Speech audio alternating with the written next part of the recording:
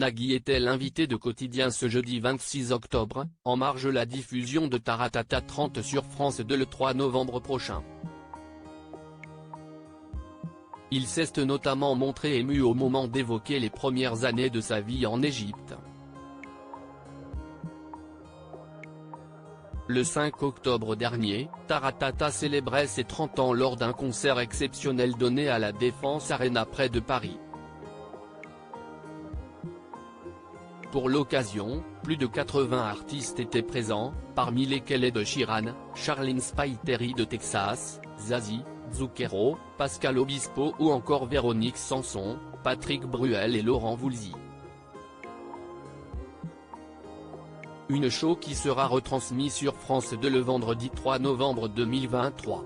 C'était donc l'occasion pour Yann Barthès ce jeudi, à quelques jours seulement de cette diffusion, d'accueillir dans Quotidien l'animateur phare de cette émission, Nagui. Celui qui forme depuis 22 ans un joli couple avec Mélanie Page a notamment été interrogé sur son enfance en Égypte. Alexandrie, 14 novembre 1961, jusqu'à quel âge ? Lui a demandé Yann Barthès, en faisant référence à son lieu et à sa date de naissance.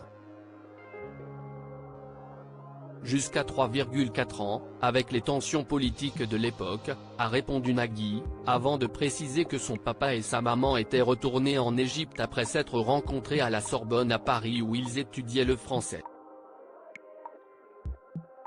Mais comme c'était encore très électrique et très dangereux lorsque Nagui est né, ils ont décidé de retourner en France avec lui dès ses 3,4 ans. On n'a pas pu rester longtemps parce que mon père n'avait pas son permis de séjour suffisamment renouvelé, s'est ensuite rappelé l'animateur. Lui et sa famille étaient ensuite partis s'installer au Canada avant qu'ils reviennent s'installer en France plus tard, avant d'être coupés par Jean-Michel Apataï.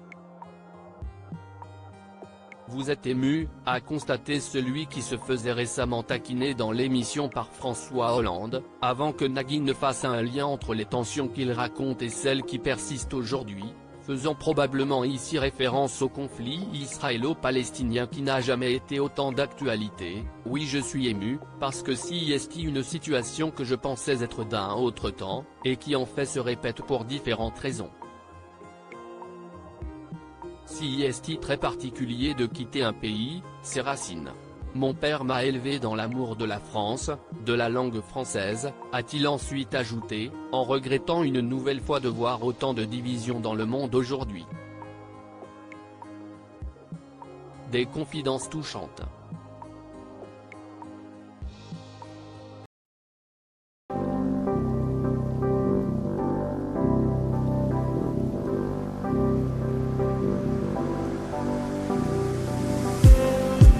Just need